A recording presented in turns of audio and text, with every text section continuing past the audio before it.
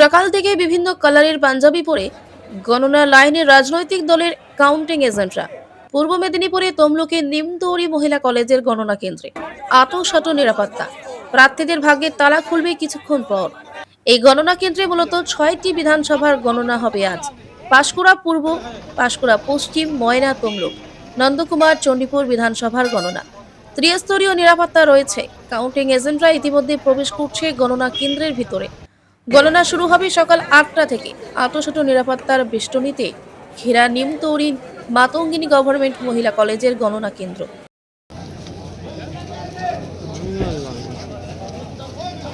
হ্যাঁ, 1 নম্বর 2 নম্বর গেট দিয়ে ঢুকবেন, 2 3 কাউন্টিং এজেন্ট 1 নম্বর 2 নম্বর গেট দিয়ে ঢুকবেন। আমাদের এই কাউন্টিং ভেন্যুগুলোতে ত্রিস্তরীয় নিরাপত্তা আছে। একদম ভেতরে স্ট্রং রুমে সিএপিএফ এবং আমাদের প্রিমাইসের যে ভেতরে আছে সেখানেও সিএপিএফ আছে। প্রিমাইসের গেটের বাইরে আমাদের ডিস্ট্রিক্ট আর্ম পুলিশ এবং অন্যান্য স্টেট আর্ম পুলিশের লোকজন আছেন।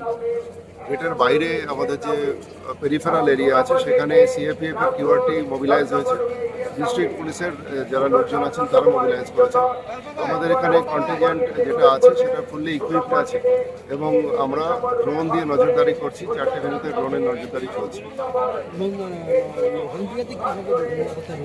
নদিয়া তো একইভাবে আছে, ত্রিস্তরীয় বলয় আছে, নিরাপত্তা বলয়, এবং সাথে বাইরে অ্যাডিশনালি আমরা কিউআরটি মোবিলাইজ করেছি এবং যাতে পিসফুলি সমস্তটা হ্যান্ডেল করা যায় আমাদের সমস্ত সিনিয়র অফিসার যারা আছেন, এসডিও থেকে এসডিপিও থেকে অফিস আইসি এবং আরও সিনিয়র অফিসার, তারা পুরো রাস্তাগুলো দেখছে।